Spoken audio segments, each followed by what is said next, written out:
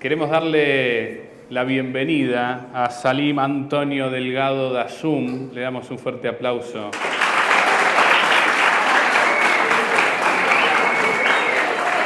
Sabrán que es un momento muy importante para nosotros traerlo acá.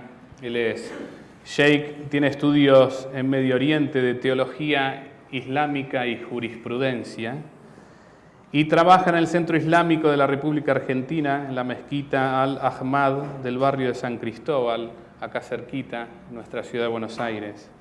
Está casado, tiene 2 hijos, un varón de 10 y una nena de 6 años que actualmente viven en Egipto. Y Salim es profesor y traductor de árabe al español. Además de eso, que esta es una brevedad de su currículum, Salim es una gran persona, es un hombre sabio, es una persona religiosa, pero cuando digo religiosa quiero hacer una salvedad para que se entienda aún mejor. Porque a veces decimos de personas religiosas cosas muy feas. Entonces quiero utilizar la palabra religiosa en su mejor sentido. Salim es una persona espiritual. ¿Qué significa eso? Habla de Dios, saborea a Dios, intenta vivir a Dios como también vivimos nosotros los cristianos. En un momento tan difícil que atraviesa nuestro planeta, es súper interesante tener un musulmán en una escuela católica. Y antes de comenzar con las preguntas, con un poco su presentación, que nos cuente del Islam, ¿qué es? ¿Qué es esa religión hermana nuestra que nosotros mucho desconocemos, pero a veces escuchamos en la tele, en las redes, que se dicen un montón de cosas? Qué mejor que traer a un especialista del Islam a que nos cuente un poquito cómo se vive eso. Pero antes queremos rezar. Somos personas religiosas, tanto las que estamos acá en la mesa como las que están sentadas. Y queremos entonces tener nuestro espacio de oración, sobre todo para pedir por la paz. No solo la paz en Israel y Palestina, la paz en el mundo entero y paz en nuestro país, que también estamos viviendo un montón de cambios. Los invitamos a los cristianos a hacer todo en el nombre del Padre, del Hijo y del Espíritu Santo. Amén. Elijo un texto que esta vez no es de nuestra Biblia cristiana, sino del Corán, que nos va a ayudar también a mirar nuestra identidad marianista.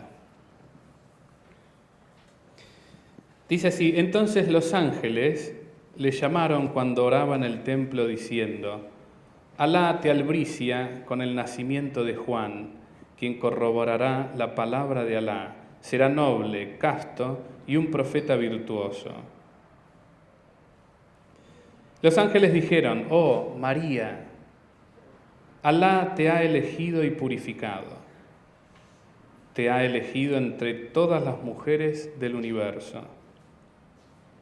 Oh María, adora a tu Señor e inclínate con los orantes. Oh María, Alá te albricia con su palabra. Su nombre será Mesías, el de tu Hijo, Jesús, Hijo de María. Será distinguido en esta vida y en la otra, y se contará entre los más próximos a Alá. Hablará a los hombres en la cuna y de adulto se contará entre los virtuosos. Entonces dijo: oh Señor mío, ¿cómo podré tener un hijo si no me ha tocado ningún hombre? Entonces le respondió: así será. Alá crea lo que le place. Cuando decide algo, solo dice sé y es. Los invitamos a cerrar los ojos un ratito, como solemos hacer en nuestra hora de Sagradas Escrituras, para poder meditar esto que escuchamos y esto que oiremos en un ratito. Dios de paz, bendecí nuestras manos, bendecí nuestra vida, bendecí a Salim y a su familia, bendecí a nuestra familia que intenta buscarte día a día, bendecí a la familia marianista que busca caminos de paz, Y a vos, María, Madre de Jesús, Madre nuestra, enséñanos a ser misioneros marianistas y enséñanos a tender esos puentes que tu Hijo nos enseña. Padre nuestro que estás en el cielo, santificado sea tu nombre. Venga a nosotros tu reino. Hágase tu voluntad en la tierra como en el cielo. Danos hoy nuestro pan de cada día. Perdona nuestras ofensas, como también nosotros perdonamos a los que nos ofenden. No nos dejes caer en la tentación, líbranos del mal. Amén. Y te pedimos, Salim, si quieres hacer una bendición para nosotros. Gracias, Mariano. Bueno, creo que la plegaria y la meditación y el Padre Nuestro es... Creo que es pronto suficiente en esta ocasión. Muy bien. Muchas gracias, Mariano. Muchas gracias. Bueno, Salim, nosotros tenemos un montón de preguntas, pero primero decidimos que vos comiences por el camino que hayas escogido para hoy. Estas preguntas que te dejé acá son las mismas que te hicimos en una entrevista y tengo otras muchas que hicieron nuestros alumnos que querían saber, pero que vos puedas comenzar donde quieras. Gracias, Mariano. Primero agradezco, realmente empiezo agradeciendo a Dios la oportunidad de estar aquí y la oportunidad de estar con vida, estar acá, también tener la salud para poder haber llegado acá y toda la oportunidad y de haber conocido a Mariano, por supuesto, y todo lo que eso ha simbolizado hasta el día de hoy. ¿Es suficiente esta? Hay mucho eco, ¿no? ¿Quieres que probemos sin eso? Sí. También agradezco a los que han hecho posible esta visita que hago en esta oportunidad a este colegio, el Colegio Marianista, y todos ustedes agradezco por estar acá conmigo y por prestar su atención. Sé que esta es una edad en que nos gusta mucho jugar y no mucho escuchar este tipo de locuciones, tal vez. Así que bueno, en todos esos minutos que van a venir, les agradezco por la atención. Y por supuesto al personal docente también. En esta oportunidad, Mariano me ha invitado a hablar un poquito qué es el Islam, así que me gustaría introducir el tema de la manera más simple posible, antes de ahondar, porque Mariano es del tipo de personas que hacen preguntas muy profundas, que a veces requieren pensar bastante para responder, y por ahí que uno usa palabras un poco complicadas, teológicas y de vida y experiencia, así que bueno, mejor dar una introducción muy simple. Y es, ¿qué es el Islam? Bien, yo les voy a compartir lo que es el Islam, por supuesto, de la perspectiva de un musulmán. Cómo nosotros los musulmanes vemos el Islam. Yo soy una persona que ha estudiado el Islam una buena parte de mi vida y conforme voy estudiando el Islam, entendiendo el Islam, me doy cuenta de dos realidades. La una, que es una religión, por un lado, muy profunda, tiene mucho conocimiento, hay muchos volúmenes se han escrito en diferentes ramas y ciencias del Islam. Pero también me he dado cuenta que también es una religión muy simple y como lo puso Mariano hace un momento, una religión hermana, es una buena forma, creo yo, de expresarse, una religión hermana, así como de pronto es el judaísmo también con el cristianismo y el islam. Y siempre que se mencionan religiones monoteístas, siempre se mencionan esas tres religiones. La cuna es muy similar de estas tres religiones. De hecho, podemos incluso afirmar que originalmente es la misma. Así que con el tiempo me he dado cuenta que es una religión también muy simple. Así que yo les comparto desde el punto de vista islámico, y es que nosotros vemos al Islam como una continuación de una revelación divina. Nada más que eso. La misma revelación que se ha hecho desde el origen de la humanidad. No solo nos remontamos al profeta y patriarca Abraham, ¿sí?, a quien nosotros nos referimos con muchísima reverencia, y cuando mencionamos a Abraham decimos que la paz sea con él, al igual que los demás grandes hombres y profetas de Dios, sino que sí se remonta un poco más antes incluso. Seguro escucharon hablar del profeta Noé o de Noé y su prédica a un pueblo y cómo se vino después un diluvio. Un pueblo que, según lo que nos enseñan las escrituras, lo que se puede entender de ellas, es que en algún momento rechazaron esa prédica y vino lo que vino una consecuencia. Todas nuestras acciones tienen consecuencias. Antes de él incluso hubieron más hombres, los primeros que habitaron la tierra. Bueno, para nosotros el Islam no es diferente a lo que predicó Noé, a lo que predicó Abraham, a lo que predicó Moisés y a lo que predicó Jesús. Y por supuesto Mahoma, profeta Mahoma o Muhammad, como le llamamos nosotros en el idioma árabe. Para nosotros es básicamente lo mismo, un mensaje central de unicidad de Dios y de amar a ese Dios por encima de todas las cosas y de rendirse a ese Dios con amor, de manera voluntaria y buscar la voluntad de Dios. Y Dios, ¿qué es lo que quiere Dios de nosotros? ¿Qué es lo que quiere el Dios del ser humano? Desde la perspectiva nuestra, Dios lo que quiere es armonía. Dios quiere bienestar. Dios quiere una entrega hacia Él, mostrar hacia Él un corazón limpio, sano, puro, para alcanzar su gloria, para alcanzar el bienestar en la otra vida, la salvación de cualquier condena, de cualquier ofensa ante sus ojos. Bueno, básicamente eso es el Islam. Entonces, si ustedes le ven de esa manera, no le van a ver como algo extraño, sino le van a ver como algo más bien familiar. No sé si ustedes sabían, pero los profetas bíblicos son los profetas del Corán. Si bien hay algunos que no se mencionan en el Corán, varios, algunos están simplemente una alusión a ellos, sin nombre, pero una alusión a ellos. Y unos están con nombre, por supuesto, como Abraham, Isaac, Ismael, Jacobo, por ejemplo, José. Los profetas están mencionados en el Corán también.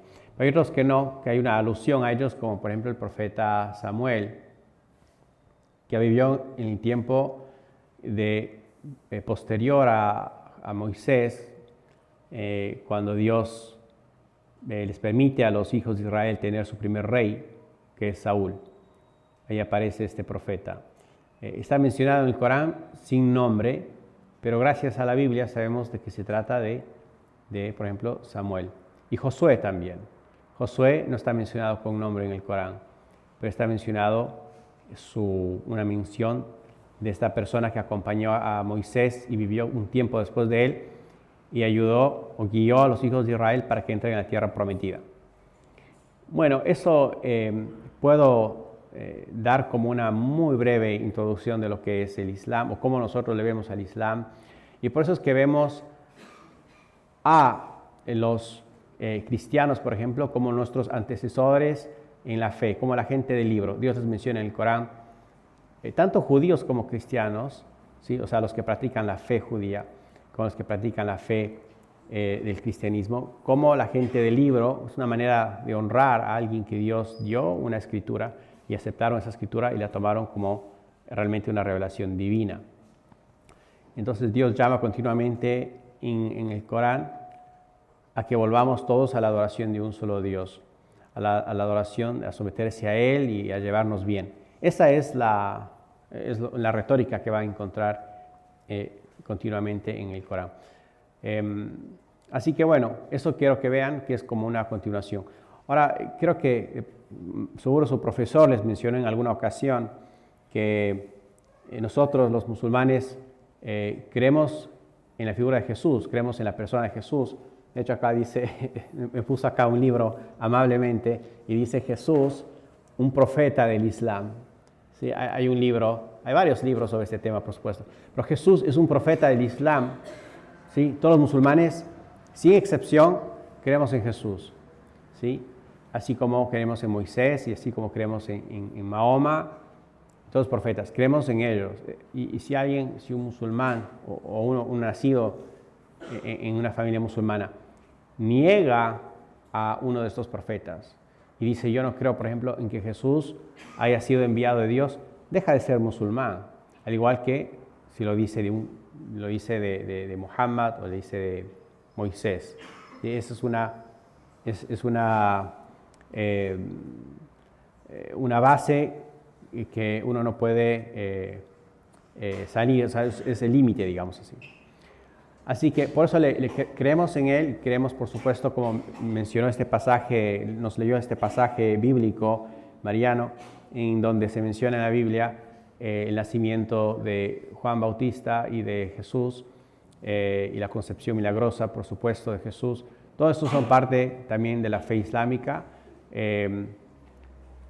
Reverenciamos a la mención, por supuesto, de la Virgen María y todos estos personajes que también están muy conocidos, por supuesto, en su fe, también están en nuestra fe. Uno de los nombres más populares en el Islam de las musulmanas es Maryam. Maryam es María, la madre de Jesús. Es muy común. Creo que son los nombres más comunes que hay. Incluso es más común que Fátima, por ejemplo. Fátima es la hija del profeta. O, por ejemplo, Aisha. Aisha es una esposa del profeta. Y María también. Son los nombres más populares. Y María tal vez es el más popular de todos. Y bueno, compartimos la fe de que María es la mejor mujer que Dios creó. Y hay muchos puntos de similitud, ¿sí?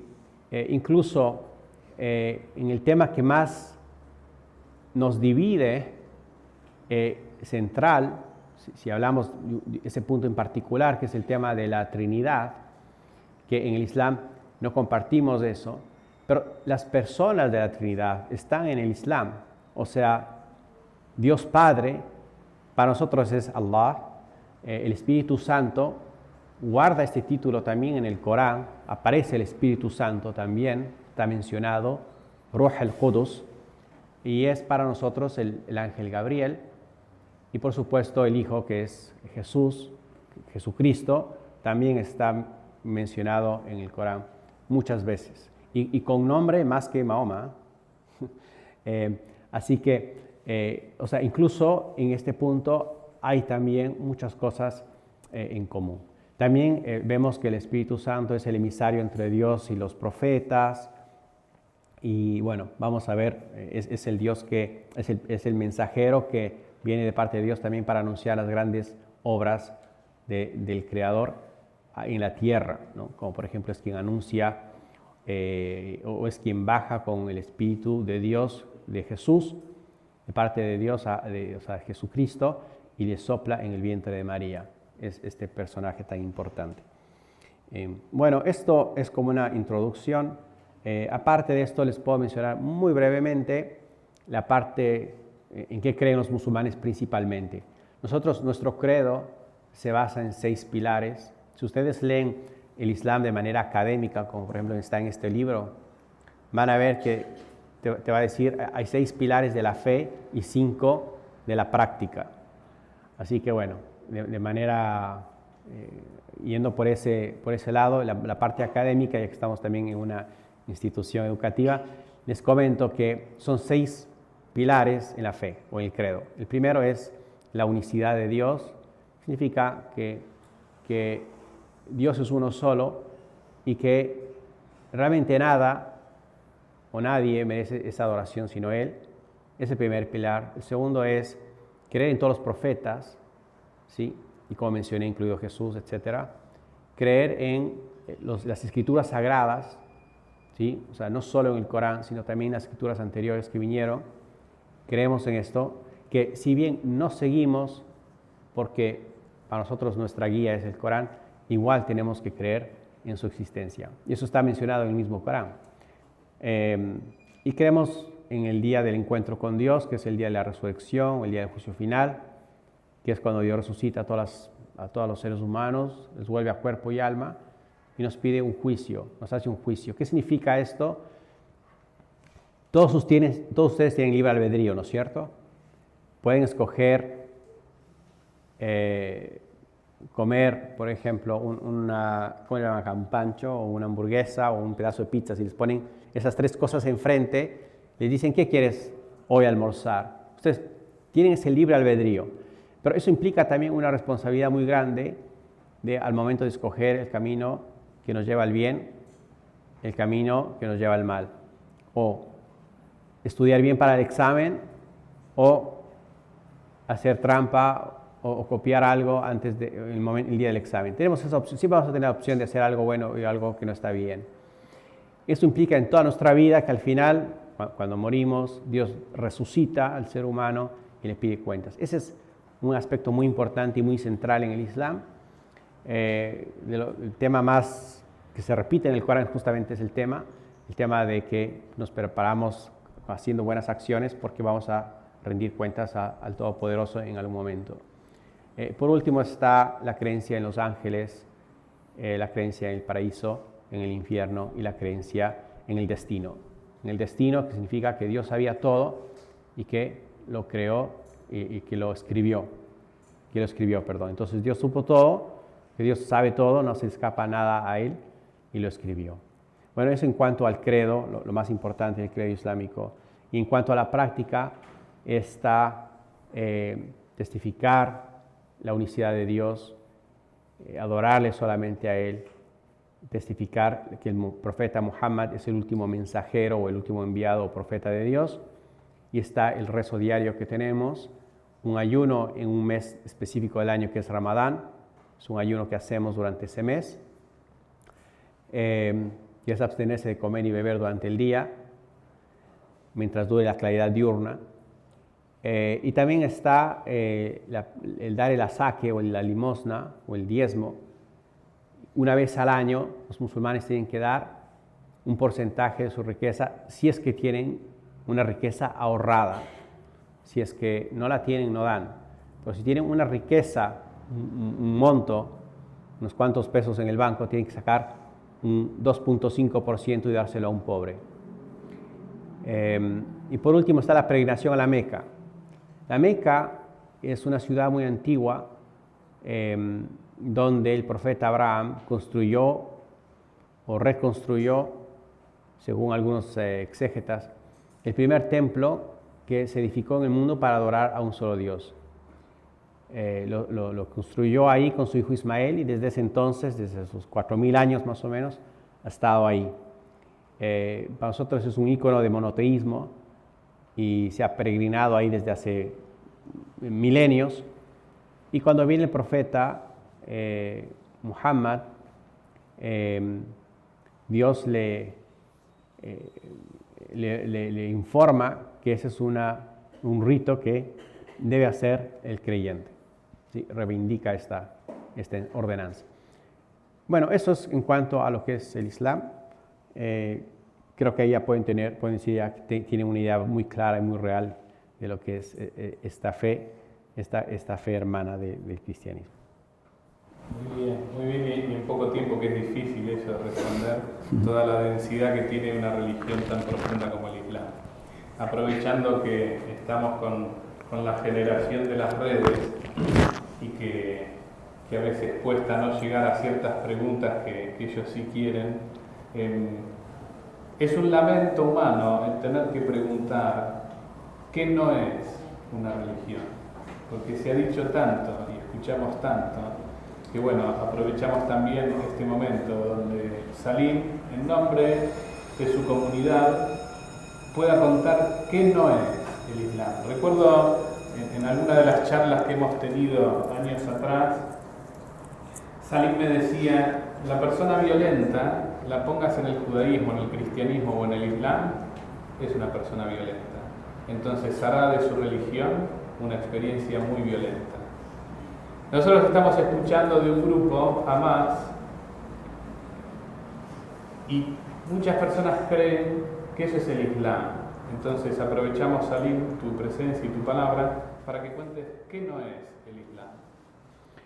Sí, sí es oportuno hablar de un tema como este porque los medios de comunicación nos bombardean con un montón de ideas y no usan bien los términos, obviamente, y con todo respeto, ¿no? Pero un periodista no estudia teología, no estudia religión. Entonces, muchas veces cometen errores al usar términos o terminología o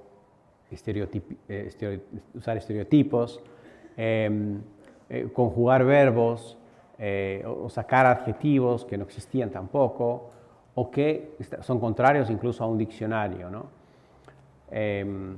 Así que bueno, ahondando más en la pregunta, tal como dijo Mariano, una persona radical o extremista o fundamentalista, como a veces se les dice, a pesar de que ese término no está bien usado, pero bueno, una persona fundamentalista o radical o extremista que esté en una fe no significa que la fe corrobore sus actos, ¿no es cierto? Y eso puede pasar en cualquier religión, y no solo en cualquier religión, sino en cualquier ideología o filosofía o una afiliación política o lo que sea, ¿sí? Y puede ser una persona, por supuesto, atea, o puede ser una persona... Entonces, si esa persona se agrupa con otras que piensan igual, van a terminar haciendo algo malo, definitivamente, ¿no? Ahora, a veces hay causas detrás de eso, ¿no? Casi siempre hay algún tipo de opresión o algún tipo de injusticia que exacerban o que hacen que ese tipo de gente aparezca o se radicalicen más rápido o hagan peores cosas, ¿no? Eso siempre ha sucedido. Eso sucedió aquí en Argentina, ha sucedido en la China y no solo ahora, sino que desde tan antiguo como debe ser el ser humano, ¿sí? Todos conocen la historia de Caín y Abel, ¿no? La primera vez, así dice Dios en el Corán al menos, que así empezó el derramamiento de sangre. Lo cual es un acto terriblemente condenable.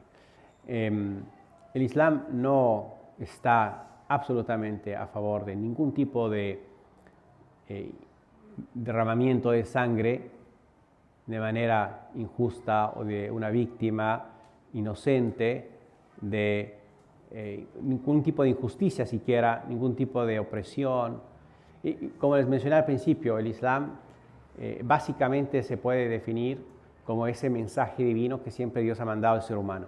Y ese mensaje divino, ustedes leen las Escrituras, siempre es un amor a Dios por sobre todas las cosas, pero un amor bien entendido, llevado bien, que nos lleve a hacer la voluntad de Dios, como se lee en la oración tan bonita que tiene el Padre Nuestro, ¿no? Que es que se haga la voluntad de Dios aquí en la tierra, como lo es en el cielo. Dios quiera siempre sea así. La voluntad de Dios es siempre misericordia. De los nombres de Dios en el Islam, o sea, si uno lee el Corán, lo que más va a aparecer es en el nombre de Dios, el compasivo, el misericordioso. Todo el Corán es en el nombre de Dios. Entonces, ¿qué significa esto? Que Dios quiere compasión y que tiene misericordia. El profeta Muhammad tiene un célebre dicho que dio en un discurso y dijo: Irhamu man fil ardi yarhamukum man fis sama. Que significa, ¿quién puede traducir eso? Significa: tengan misericordia con quien habita en la tierra, y quien habita en el cielo tendrá misericordia con ustedes.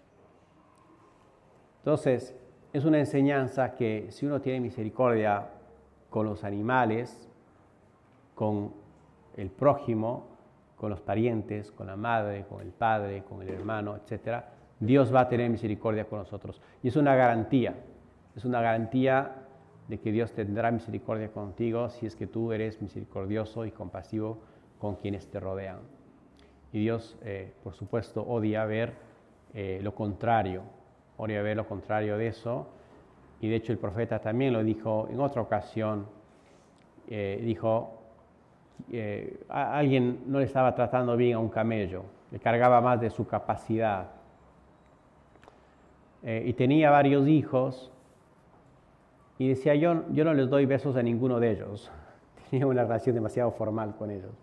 El profeta se extrañó, porque el profeta era una persona muy cariñosa. Y le dijo, mira, quien no trata con misericordia no será tratado con misericordia.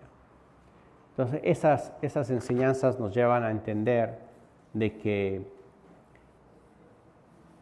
causar la muerte de de gente inocente, y en especial de gente que esté completamente desvinculada a un conflicto. Gente de pronto ancianos, mujeres y niños ni hablar. Son los primeros en la lista cuyas vidas deben ser preservadas y salvadas y salvaguardadas. Es imprescindible. Eso no tiene,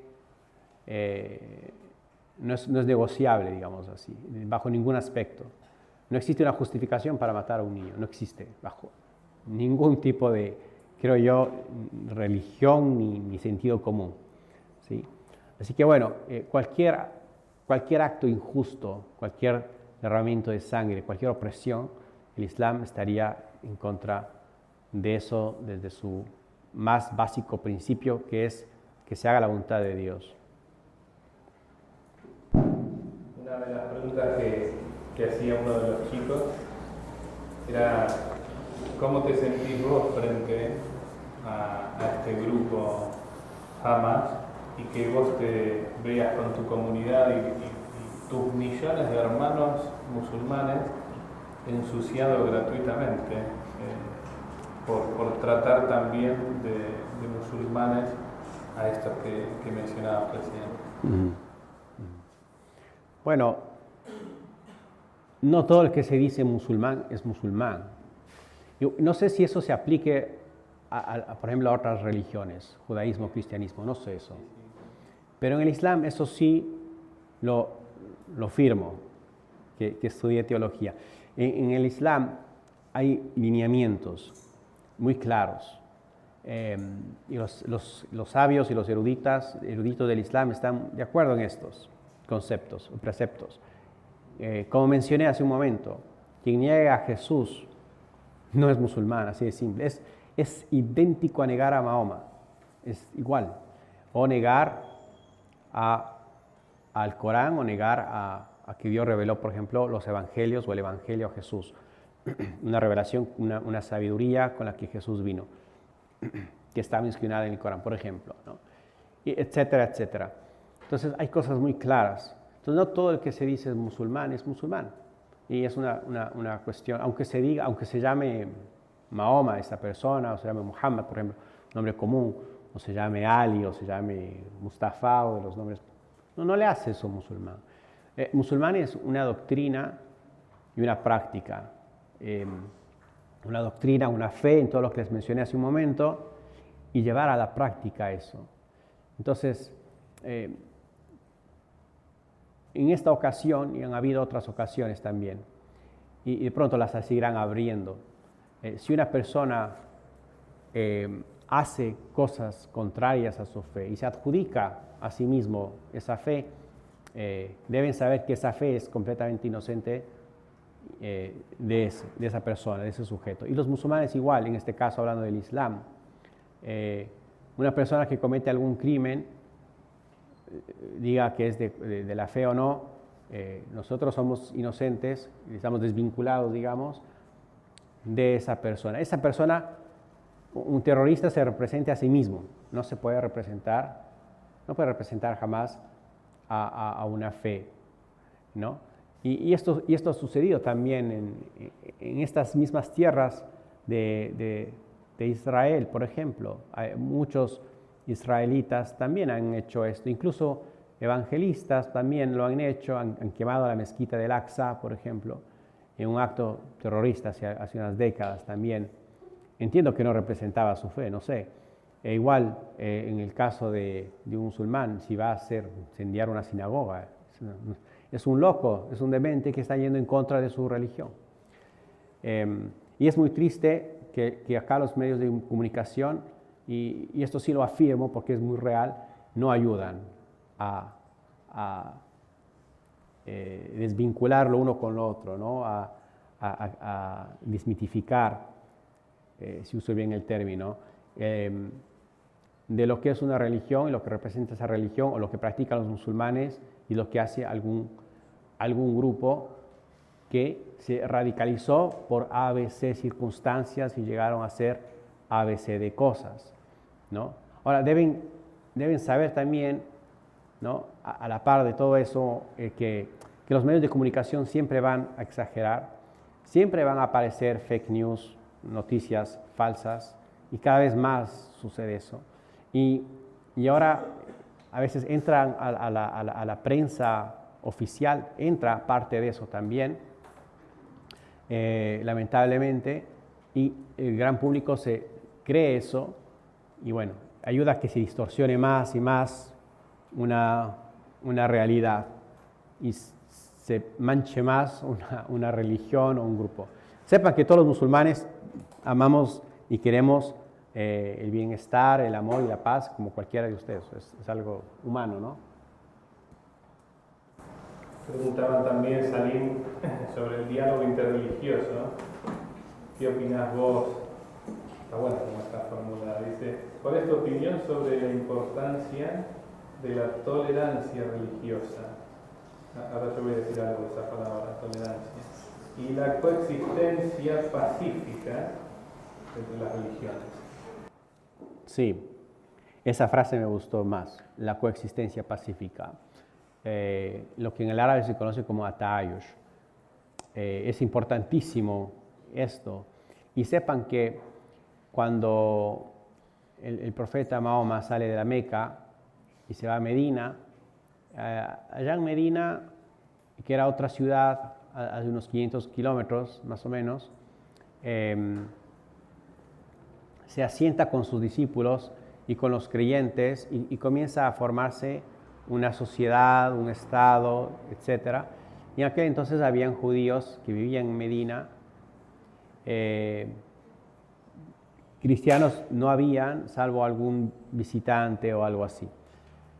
Pero con esta otra religión, el profeta hace un acuerdo, un famoso acuerdo, se llama el Acuerdo de Medina. Según algunos historiadores, fue la primera vez que se hizo algo así en toda Arabia. Y básicamente es que él llamaba a una convivencia pacífica. Y firmaron, o lo hizo público, de que todo el mundo puede practicar su religión. Los judíos tenían sus sinagogas, tenían su vida, su lugar. Los musulmanes también comenzaron a construir su mezquita. Los judíos estaban allá por mucho tiempo antes. Y la cuestión es que se iba a vivir una vida pacífica. Ahora, esa fue la base. Y lo que sucedió en la realidad es que cuando el Islam se expandió, mucha gente comenzó a abrazar esta fe, así como pasó en Europa cuando llegaron las enseñanzas de Jesús. ¿Sí? En aquel entonces los paganos, los romanos, abrazaron la fe que predicó Jesús poco a poco, de una manera natural. No es que se expandió con la espada, como se puede decir. En Islam es algo similar. Se expandió. Al principio sí hubieron batallas, y es porque fueron a agredir a esta gente. Les perseguían a los musulmanes, querían matarles. Al igual que a los cristianos les querían matar. Y al igual que a los israelitas junto a Moisés les querían matar también, cuando salieron de Egipto.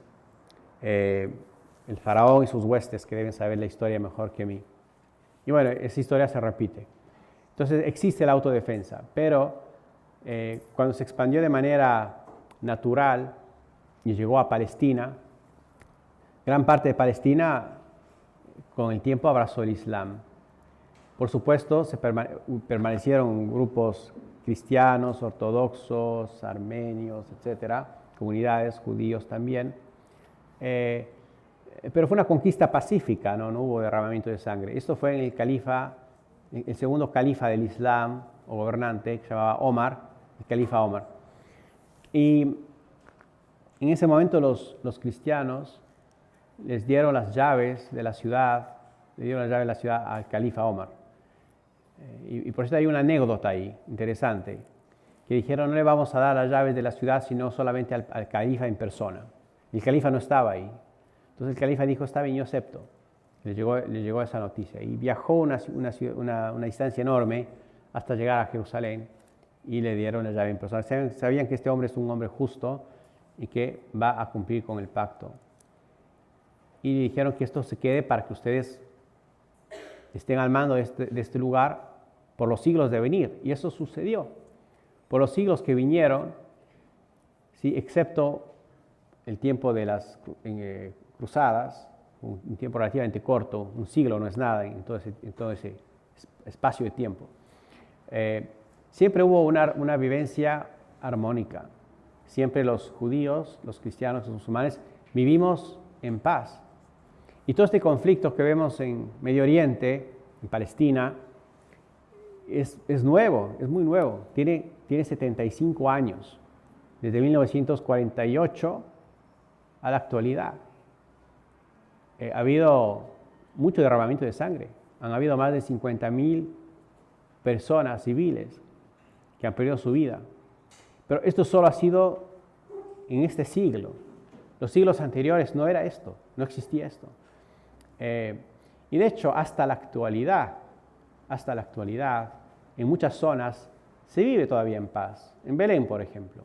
En Belén, los musulmanes y los cristianos viven completamente en paz, de manera pacífica. Son familias, se van muy bien, se casan entre ellos incluso, tienen negocios juntos. Yo veo una vida que acá creemos que no existe, pero existe y es muy armónica. Y lo mismo en Egipto. En Egipto también, yo viví en Egipto un año, y las iglesias son coptos, las iglesias coptas están ahí, está justo acá y justo al lado, cruzas la calle, hay una mezquita. Y el día domingo van acá los fieles a rezar y el día viernes vamos acá a rezar y todo funciona muy bien y se lleva muy bien. Pero bueno, siempre la mala propaganda le hace a uno imaginarse que se matan todo el tiempo. No es verdad. El 99% del tiempo, o más, 99.9% del tiempo, y no exagero, nos llevamos súper bien. Y por ahí el 0.1% algo pasa. ¿Por qué pasa algo? Porque siempre hay alguien que lastimosamente tiene un tornillo suelto, como decimos en mi país. Medio loco. Sí. Algo ahí de la tolerancia que decía la pregunta, que es buena la aclaración. Me acuerdo cuando comenzamos en el año 2018 el diálogo con Salim, fui a hablar primero con un especialista en diálogo interreligioso. Y le dije, mirá que necesito conocer del Islam, quiero ir a hablar con una persona que sepa mucho, que sea musulmán. Y me dijo, el primer consejo que te doy es, la tolerancia es mala palabra en el diálogo interreligioso. Entonces pregunté, ¿por qué? Dice, porque cuando vos tolerás a alguien, te vas a tu casa mirando desde arriba y te quedás pensando que vos la tenés más clara que el otro. Entonces, tenés cuidado con la tolerancia porque lo vas a escuchar y todo el tiempo vas a estar pensando, sí, pero mi fe es mejor, sí, pero mi Dios es mejor, sí, pero yo soy mejor religioso que vos, pero... Entonces me dijo, la tolerancia no va. Y le pregunté, ¿cuál es la que va? Me dijo, la amistad. Las religiones siempre han convivido amigablemente. Por esto que decía Salim, con el ejemplo de la ciudad de Belén donde nació Jesús. Conviven, se casan entre ellos, son amigos, ponen negocios juntos. Entonces me dijo, cuando quieras dialogar, tenés que buscar lazos de amistad. Y así hemos intentado con Salim, nos hemos visto muchas veces. Después hicimos un grupo de estudio de árabe junto con otra persona que se llama Aldo. Él nos enseñaba árabe del Corán. Y en el 2018, en diciembre, presenció nuestra boda. Y en la iglesia, que estaba Manuel también, Salim se acercó al altar para bendecirnos a Nati y a mí. Entonces, ¿por qué te cuento esto? Porque había una de las preguntas que decía, ¿yo puedo ir a una mezquita? Tengo prohibido porque como no soy musulmana, no puedo entrar ahí. Bueno, de hecho nosotros fuimos a visitarlos a su mezquita, pero contá vos, ¿cómo es eso? ¿Puede ir cualquiera a visitar la mezquita? Claro, sí, por supuesto, cualquier persona puede ir a conocer la mezquita, como entiendo que cualquier musulmán puede ir a una iglesia a escuchar un sermón. Y me imagino que hay ciertas reglas básicas de guardar silencio o de etcétera. Igual en una mezquita hay ciertas reglas, por ejemplo, se entra descalzo, las mezquitas siempre son alfombradas, la mujer debe entrar con un velo, con una mantilla, ¿se llama eso? Sí, como antiguamente se hacía en la iglesia también creo. Y bueno, cosas así. No ir con short, pero eso es todo. Cualquiera puede venir y bueno, tanto en la mezquita donde yo estoy, que está en el barrio San Cristóbal, está abierta desde las 12 del día hasta las 8 de la noche, todo el año, sin excepción, todo el año. Incluso en feriados, siempre está abierta. Entonces pueden ir cualquiera, sin cita previa ni nada. Y todo el tiempo nos está llegando gente. Todo el tiempo llega alguien, me dice, estuve en Turquía y me encantó las mezquitas y quiero conocer la que está a 3 cuadras que nunca he entrado. Digo, claro, bienvenido o bienvenida. Casi siempre son argentinos que han viajado, los que vienen a vernos. Y bueno, pueden entrar, por supuesto, pueden venir. Y siempre hay algo por ahí que si quieren sentarse ahí o si quieren escuchar algo o si quieren llevarse algún librito, a veces hay literatura gratuita para el que quiera. Sí. Salim, contales qué es ser sheikh musulmán. ¿A qué te dedicas ahí? Cuando estás en la mezquita, ¿cuál es tu labor? Sí, tiene alguna similitud con quien es cura. No es igual, por supuesto, pero hay algo similar por ahí. En mi caso, como el caso de varios, una persona que tiene un conocimiento de la religión, lo ha estudiado teología, dirige algunos rezos que se hacen en la mezquita, que son diarios. Normalmente habemos 2 que nos turnamos. En ciertas horas se hacen ciertos rezos que duran 5 minutos nada más, 6 minutos, y lo hacemos. Es la persona que está adelante dirigiendo ese rezo. Otras cosas que hace importante es dar el sermón del día viernes, que es como si el domingo de misa. Tenemos el viernes al mediodía, 1 de la tarde, 1:30, 2 de la tarde. En todas las mezquitas del mundo es igual, hay un sermón. Y bueno, también es escuchar de la comunidad, aconsejar cuando hay que aconsejar. Me encanta eso cuando se trata de jóvenes, por ejemplo. Pero bueno, por supuesto que de todas las edades. También es recibir a personas que tienen preguntas, por supuesto, a veces relacionadas a la fe, a veces relacionadas a la vida en general, de cualquier índole. También soy profesor de ciencias religiosas en la mezquita, lo que sería como teología o como jurisprudencia básica, cómo se hacen ciertas cosas, qué se debe hacer, qué no se debe hacer, qué se puede comer, qué no se puede comer. En el Islam hay una dieta, que se llama la dieta halal, por ejemplo. Bueno, eso básicamente. Y también me dedico, como mencioné al principio, me gusta un poco la traducción y traduzco libros, textos del árabe al español y viceversa, también del español al árabe. Yo sigo, tengo acá muchas preguntas Sí. que hicieron los chicos que querían saber, algunas más candentes que otras, pero que pueden darse respuesta. Voy a una de esas, porque el tiempo adolescente es medio tiktokero, entonces hay que ir siempre a las más fuertes. Uno de ellos preguntó si se puede arreglar el problema de derramamiento de sangre en Tierra Santa. ¿Cuál es tu opinión sobre esto? Bueno, por supuesto que sí. Por supuesto que sí, y eso es lo que debemos apuntar todos. Nadie quiere ver derramamiento de sangre.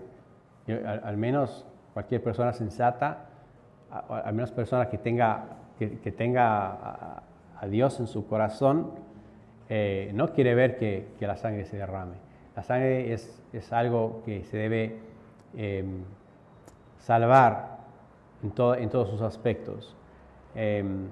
¿Tiene solución? Sí, por supuesto tiene. Y yo lo mencioné hace un momento que los musulmanes, los cristianos, los judíos convivimos en Tierra Santa por muchos siglos y nos llevábamos muy bien. Ahora, por ahí que lo que sucedió es que quien estudia historia, es que los musulmanes eran los que estaban gobernando varias ciudades, ¿sí? Los musulmanes, eso me explicó alguien muy sabio, y os comparto a ustedes. Nosotros musulmanes creemos en Jesús, como ya saben, y respetamos una iglesia, ¿sí? Y reverenciamos a los personajes bíblicos. Y lo mismo una sinagoga. Y tenemos en nuestra religión prohibido, literalmente, está en el Corán, destruir una iglesia o destruir una sinagoga. Es prohibido eso. Y se debe mantener. Hay una prohibición específica de nunca derramar la sangre de una persona religiosa, ¿no? Entre otras cosas más. Entonces, nosotros vivimos con eso. Eso también pasó en España, en la península ibérica, me refiero, en Andalucía. Los musulmanes respetamos toda esa práctica cuando gobernamos casi 8 siglos en la península ibérica, las ciudades de Andalucía. Y no se destruían iglesias. Las iglesias siguen en pie desde mucho antes del Islam y después del Islam siguen ahora. Ahora, el problema sucedió cuando se rompió ese balance. Cuando se rompió ese balance, pasó a gobernar otra gente y no respetaba las iglesias, no respetaba las mezquitas. En este conflicto se han derribado iglesias y mezquitas. Es una lástima. Para nosotros también eso también es muy grave. No es tan grave como matar a alguien, ¿no? Como el derramamiento, pero también es muy grave. Y es grave porque eso provoca después derramamiento de sangre normalmente. Entonces, yo creo que mientras se respete eso y tal vez volver a lo que era antes, haya como llegar a un acuerdo de paz. Ahora, créanme que de la parte palestina siempre ha habido mucho esfuerzo y sigue habiendo por llegar a un acuerdo de paz, llegar a algo que sea viable para ambas partes. Me refiero tanto israelíes como palestinos. Pero parece que una de las partes no cede. ¿Sí? Por ahí hay unas tierras que deben ser devueltos a refugiados que salieron en un tiempo atrás, despojados de su tierra, expropiados. Y mientras haya injusticia, difícilmente haya paz. Es una realidad, ¿no?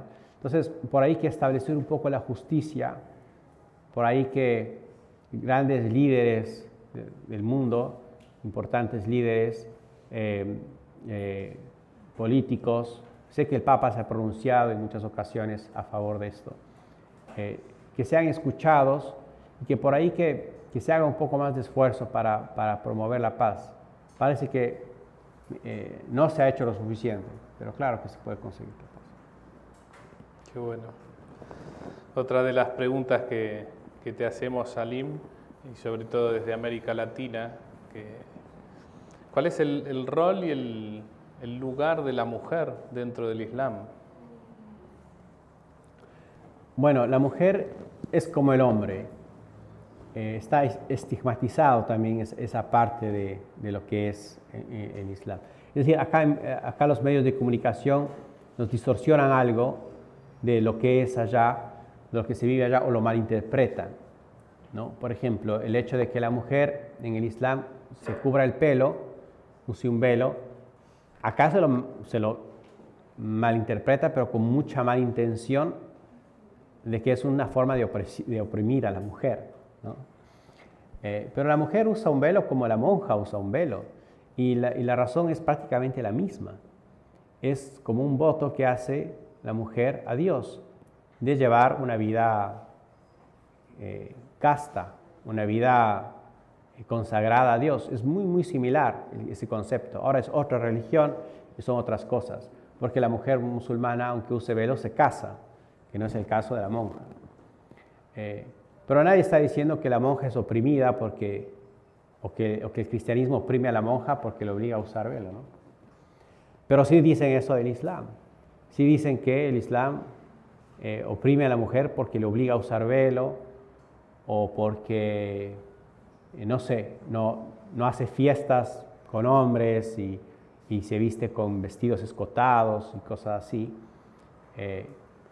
Pero no es eso, es otra la cultura, es otra la forma de interpretar la religión. Se trata de llevar a otras cosas que realmente no son. Entonces, bueno, en el Islam, la mujer, el profeta lo dijo, es el hermano gemelo del hombre. Es decir, está igual que el hombre, es un alma igual creada como él. Dios lo dice en el Corán en varios versículos. Quienes de ustedes hagan buenas obras, hombres o mujeres, tendrán su recompensa. También en otro pasaje dice que algo así como que creamos a la humanidad de un hombre y una mujer, o sea, de Adán y Eva, y les hicimos clanes, pueblos, etc.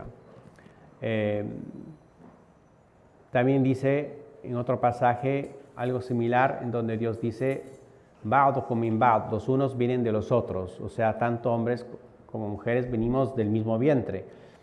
Hay muchos pasajes del Corán que nos ponen muy claro de que hay una igualdad.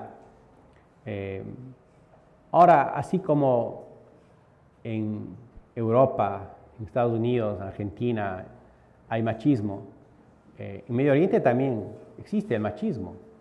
Es una manera de comportarse incorrecta. El ser humano es un ser humano, aquí y allá, y comete errores. La cuestión es que, bueno, cuando es árabe, le culpan a la religión. Es otra cosa de los medios de comunicación. Cuando aquí hay algún femicidio, no se dice, bueno, es que era cristiano, no, sería completamente incorrecto hacer algo así, ¿no es cierto? La religión no se puede traer a colación, no se puede traer cuando estamos hablando de alguien que comete algo que está equivocado, una forma de machismo, qué sé yo.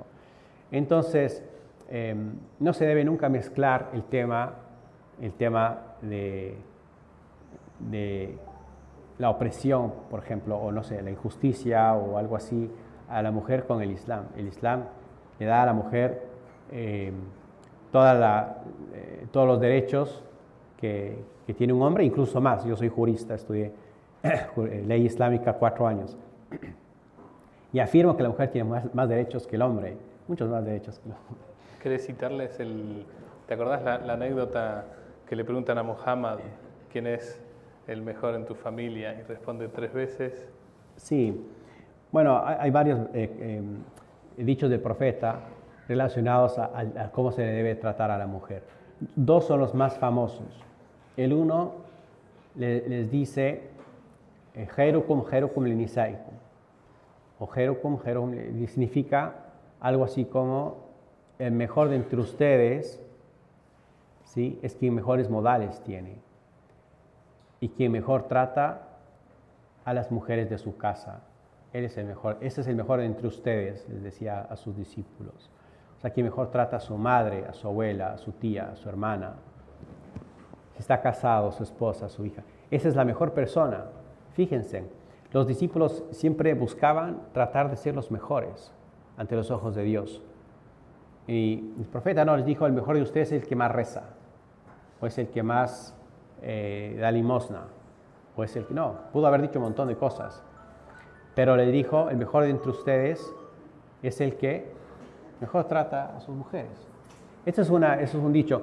Y otro dicho del profeta Muhammad, también muy famoso, que una vez vino un hombre, un joven, y dijo, profeta, ¿quién de las personas merece mi mejor trato? Le dijo, tu madre. Y le dijo, y después de mi madre, ¿quién es la persona que mejor trato merece? Y le dijo, tu madre.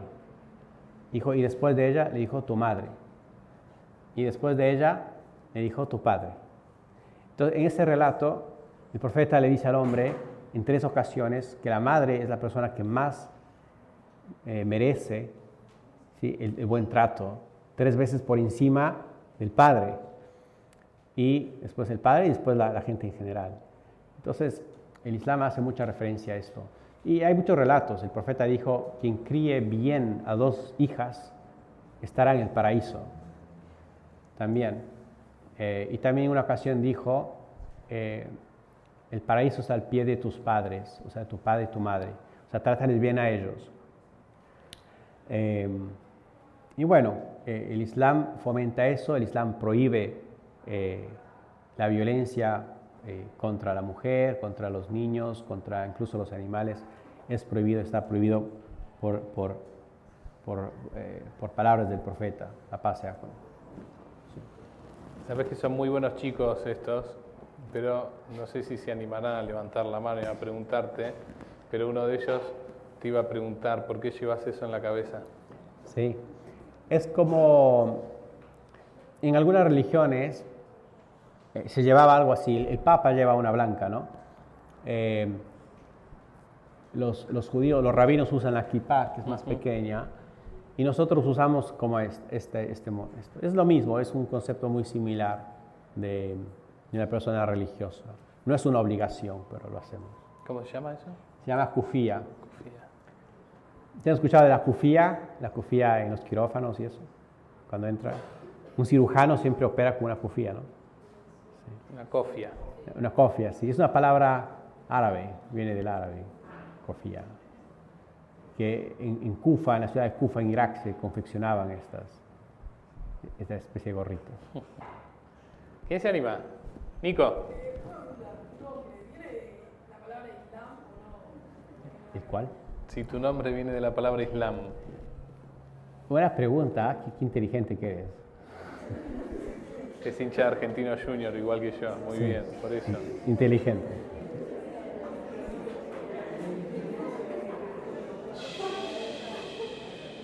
Bien, bien, bien. La respuesta es que sí.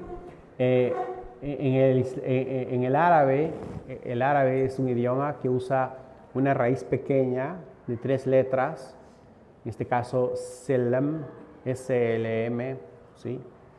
Y de esa palabra se derivan varias palabras con varios significados, como por ejemplo, Salam, que es paz, Islam, que es rendición a Dios, Islam, para alcanzar la paz, y también viene Salim, que es estar bien, en paz, sano. Tiene muchas relaciones con eso, y la misma raíz. Muy bien, Nico. Igual que la ciudad de Jerusalén, ciudad de la paz. Shalom, paz en hebreo. ¿Quién más se anima de las que están escritas acá? Mariano. No, no está escrita, pero quiero preguntar. ¿Cómo no?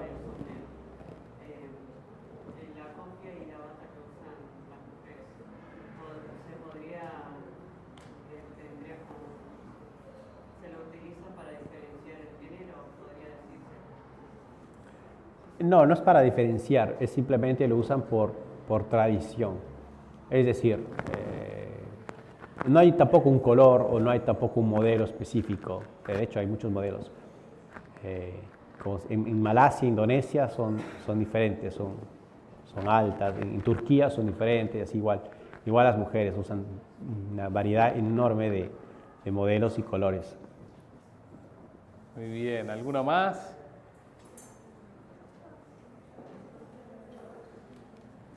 Nosotros tenemos para hacerle 2 mini regalitos a Salim.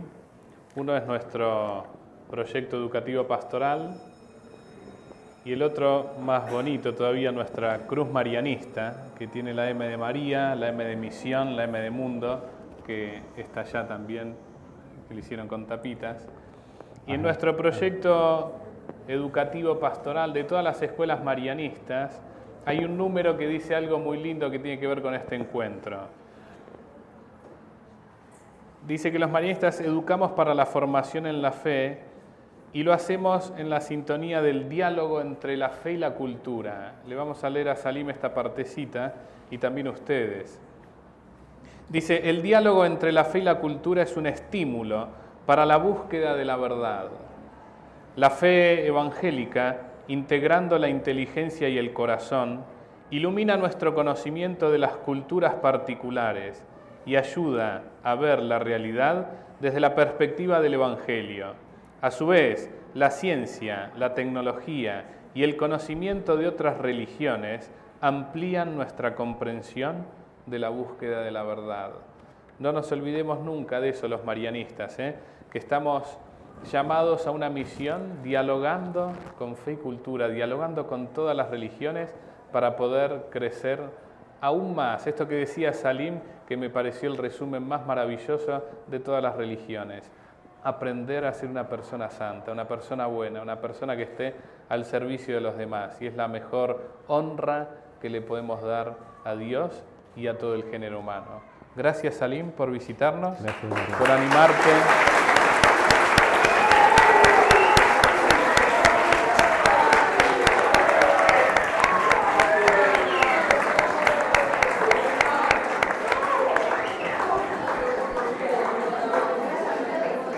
Y esperamos tu visita otro día más acá en nuestro colegio marianista. Muchas gracias. Gracias. Gracias a ti.